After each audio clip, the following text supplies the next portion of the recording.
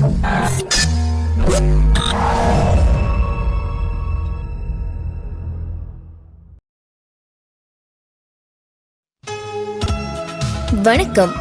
இது tamilvoice.com வழங்குகின்ற பலதையும் பத்தையும் பேசும் பலசரக்கு.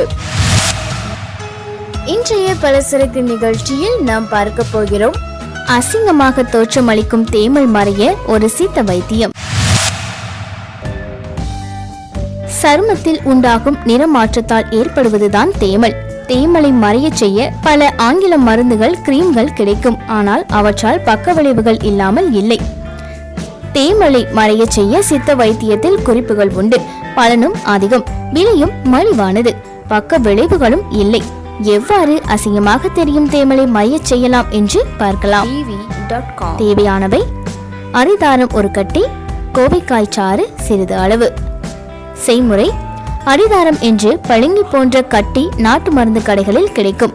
இது கட்டியாகவும் கிடைக்கும், தூளாகவும் கிடைக்கும்.